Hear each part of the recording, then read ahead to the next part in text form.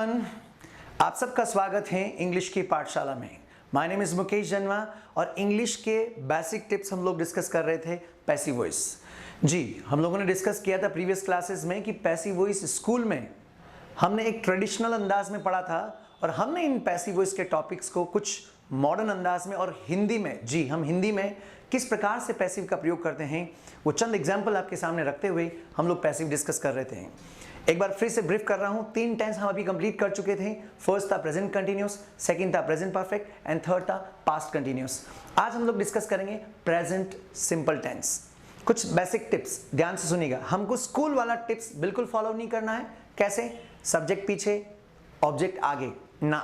आपको हिंदी में समझाता हूं प्रेजेंट सिंपल में हम पैसिव वॉइस कैसे यूज करते हैं। सुनिए, अगर मैं कहता हूं कि कोई भी काम मैं करता हूं, आपको बताया गया था किसी भी सेंटेंस में काम करने वाले का नाम ले रखा है, ये काम मैं कर रहा हूं, तुम कर रहे हो, वो कर रहे हो, एक्स वाई जेड कोई भी कर रहा है। अगर सेंटेंस में काम करने वाले का नाम ले रखा है, इट मीन साफ है ये सेंटेंस एक्टिव वॉइस है। जी, मैं हिंदी के वाक्यों की बात कर रहा हूं। लेकिन अगर सेंटेंस में काम करने वाले का नाम ही नहीं ले रखा, सिर्फ काम का होना बता रहे हैं कि ये काम हो रहा है, वो काम हो रहा है, खाना बन रहा है, चाय बन रही है, जी ये सारे काम पैसिव वॉइस कहलाते हैं। और एक बार अगर आपको हिंदी में समझ में आ गया कि ये सेंटेंसेस पैसिव वॉइस के हैं, उसको इंग्लिश में फ्रेम करने के लिए एक ही नियम याद रखना, चाहे कोई सा भी टेंस हो, और वो नियम है बी एक्शन थर्ड फॉर्म। हर बार आप याद रखिएगा, इसी तरीके से हमको पैसिव वॉइस बनाने हैं। मैं प्रेजेंट सिंपल के कुछ एग्जाम्पल देता हूं हिंदी में। पहले सपोज मैं इस मकान को मैं पेंट करता हूं। अब मैंने किया, इस मकान को मैं पेंट करता हूं, काम करने वाले का नाम ले रखा है, इस मकान को मैं पेंट करता हूं, तो स्वाभाविक है कि ये सेंटेंस एक्टिव वॉइस है क्योंकि काम करने वाले का नाम ले रखा। तो इस प्रकार के सेंटेंसेस को हम कैसे यूज करते हैं? आई पेंट दिस हाउस। लेकिन हम स्कूल वाले मेथड से नहीं करेंगे कि हाउस को हम आगे लाएंगे, आई को बाय मी लगा के पीछे ले जाएंगे। जी नहीं, पहले हिंदी में समझें। इस मकान को हर साल मैं पेंट करता हूं, I paint this house every year. Hindi में हम ऐसे भी बोलते हैं कि इस मकान को हर साल पेंट किया जाता है। अब इस सेंटेंस में काम करने वाले का नाम नहीं लिया, ये सेंटेंस पैसिव वॉइस है। और आपको हिंदी में अगर समझ में आ जाए कि ये सेंटेंस पैसिव वॉइस है, उसको इंग्लिश में बनाने के लिए आपको तरीका बताया था, आप प्रयोग करें बी एक्शन थर्ड फॉर्म। मैं आपको पूरा कॉन्सेप्ट बताता हूं, तरीका बताऊं, सुनिएगा। इस मकान को हर साल पेंट किया जाता है, काम करने वाले का नाम नहीं लिया, passive voice. B action third form का प्रयोग करके हम डायरेक्ट पैसिव बना रहे हैं। इस मकान को हर साल पेंट किया जाता है, मैंने लिख दिया दिस हाउस। उसके तुरंत बाद passive B action third form उठा के रख दीजिए यहाँ पे, बी और पेंट की थर्ड फॉर्म पेंटेड। हर साल के लिए आगे एवरी ईयर लगा दीजिए, दैट्स ऑल। लेकिन आप सोचेंगे ऐसा तो हमने कभी नहीं पढ़ा sir, this house be painted every year, थोड़ा पेचीदा सा लग रहा होगा। तो और ज्यादा मैं आपको एक्सप्लेन करता हूं, सुनिए। हाँ, ये जो हमने बी का प्रयोग किया है, क्योंकि ये नेसेसरी है, B action third form, passive voice बनता ही इसी से। इधर नीचे बता रखा, पहले भी बताया था, वापस बता रहा हूं। इधर लिखा हुआ, अगर किसी को नॉलेज नहीं है, बी की तीनों फॉर्म, बी की first form is am are, be की second form was were, be की third form B double E N. अगर हम चाहें तो ऐसा भी यूज कर सकते हैं, this house be painted every year, या फिर हमारे पास ऑल्टरनेट है, बी के साथ आप इज एम आर का प्रयोग कर लें सिंगुलर एंड प्लूरल के अनुसार। दिस हाउस सिंगुलर है तो बी की जगह आप इज एम आर बी की फर्स्ट फॉर्म का प्रयोग करें। दिस हाउस सिंगुलर तो इज उठा के बी की जगह रखिए, ये सेंटेंस वापस फ्रेम हो जाएगा। This house is painted every year, right.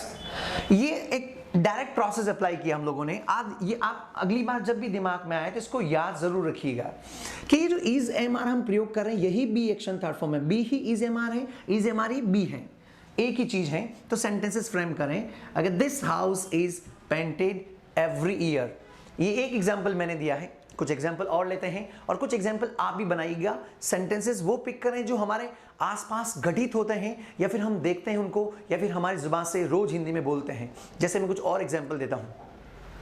हमारे टाइटेनियम में हम लोग रोज जीडी डिस्कस करते हैं, स्टूडेंट्स और हम, नाम ले रखा हम डिस्कस कर देते हैं, तो सेंटेंस एक्टिव वॉइस है।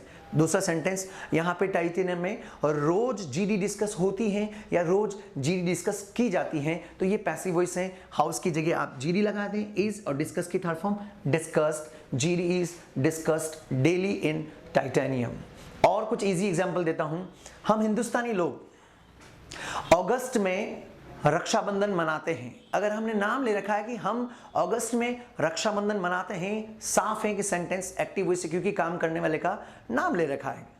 लेकिन हम ऐसे भी तो बोलते हैं कि रक्षाबंधन या राखी अगस्त में मनाई जाती है, इसमें काम करने वाले का नाम नहीं लिया है। ये हैबिचुअल एक्टिविटी, हर साल ये होता है, रूटीन एक्टिविटी है, साल भर हर साल की रूटीन एक्टिविटी है। राखी अगस्त में मनाई जाती है, साफ है कि पैसिव वॉइस है। तो कैसे, राखी को आप सबसे पहले लिख दें और सेम राखी की जगह बी, आगे be action third form, be की जगह हम बी की फर्स्ट फॉर्म यूज करेंगे, इज एम आर। तो राखी इज, और सेलिब्रेट की third form celebrated. Rakhi is celebrated in August. ये आसान तरीके से हम डायरेक्ट पैसिव वॉइस बना रहे हैं, किसका प्रयोग करते हुए, बी एक्शन थर्ड फॉर्म का, ना कि हम स्कूल का ट्रेडिशनल मेथड प्रयोग कर रहे हैं। है वही, सब कुछ वही है। दूसरा, और भी कई सारे एग्जांपल्स। दीपावली नवंबर या अक्टूबर में मनाई जाती है, काम करने वाले का नाम नहीं लिया, तो हम लोग इस प्रकार के सेंटेंसेस को राखी की जगह हम दीपावली रख देंगे और सेंटेंस कुछ ऐसे बनाएंगे, दीपावली इज सेलिब्रेटेड इन अक्टूबर और नवंबर। क्रिसमस दिसंबर में मनाई जाती है, तो राखी की जगह आप क्रिसमस रख के बोलिए, क्रिसमस इज सेलिब्रेटेड इन दिसंबर। होली मार्च में मनाई जाती है, होली इज सेलिब्रेटेड इन मार्च। और ये अगर क्वेश्चन पूछना है कि भाई होली कब मनाई जाती है, तो आगे हम सब ने पहले पढ़ा हुआ कैलेंडर टाइम के लिए हम व्हेन का प्रयोग करते हैं। व्हेन इज होली, सेलिब्रेट की थर्ड फॉर्म सेलिब्रेटेड। पैसिव का अर्थ ही action third form, right. Holi कब मनाई जाती है, व्हेन इज होली सेलिब्रेटेड। ऐसे और भी क्वेश्चंस बना सकते हैं कि राखी कब मनाई जाती है, बस चेंज करते रहिए, व्हेन इज राखी सेलिब्रेटेड। तो हमने बी एक्शन थर्ड फॉर्म का प्रयोग करके डायरेक्ट पैसिव वॉइस बनाया है, ना कि हमने स्कूल वाले ट्रेडिशनल मेथड को फॉलो किया है। ये कुछ चंद एग्जाम्पल मैंने दिए हैं, लेकिन सिर्फ टॉपिक समझने से बोलना नहीं आएगा। आप याद रखिएगा कि नंबर ऑफ सेंटेंसेस, स्पेशली वो सेंटेंसेस जो हम और आप सब दैनिक जीवन में सवेरे से शाम तक बोलते हैं, जी, कम से कम उन सेंटेंसेस के ऊपर आप कमांड जरूर करें।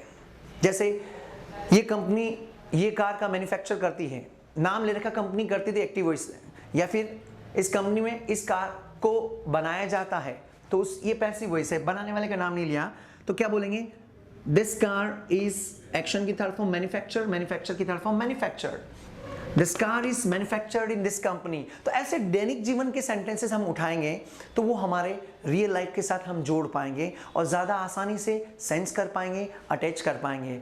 हिंदी के ऐसे एग्जाम्पल कुछ और उठाएं सवेरे से शाम तक कि मेरे घर की सफाई हर सप्ते में एक बार की जाती है, तो आप यूज़ कर सकते हैं, my house is cleaned once in a week. इस प्रकार के एग्जाम्पल्स जो प्रेजेंट सिंपल टेंस मतलब रूटीन लाइफ से जुड़े हुए हैं, कुछ मैंने बताए हैं। मैंने बहुत शॉर्ट तरीके से, शॉर्ट ट्रिक्स के द्वारा प्रेजेंट सिंपल टेंस के पैसिव वॉइस को समझाया है।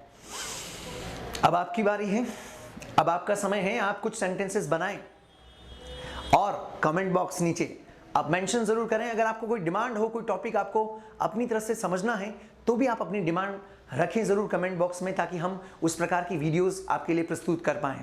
अभी तो फिलहाल प्रेजेंट सिंपल टेंस के से रिगार्डिंग अगर कोई भी सवाल आपके दिमाग में हो, नीचे कमेंट बॉक्स है, मेंशन कीजिए और अपने सवाल ज़्यादा से ज़्यादा पूछिए और पैसिव को आसान बनाइए। आज के लिए तक इतना ही सीमित, मिलते हैं अगली क्लास में कुछ नए टॉपिक के साथ, पैसिव वॉइस की नेक्स्ट टेंस के साथ। आज के लिए इतने काफ़ी। आपके कमेंट्स बराबर आते रहने चाहिए कमेंट बॉक्स में। उसके अलावा आप हमारे फेसबुक पेज से भी जुड़ सकते हैं, टाइटेनियम एजुकेशन फेसबुक पेज पर जाइए, पेज लाइक कीजिए, जुड़िए और कोई भी सवाल हो तो आप वहाँ पर भी पूछ सकते हैं। Thank you, it was nice teaching you. मिलते हैं अगली क्लास में, आप देखते रहिए इंग्लिश की पाठशाला। Thank you.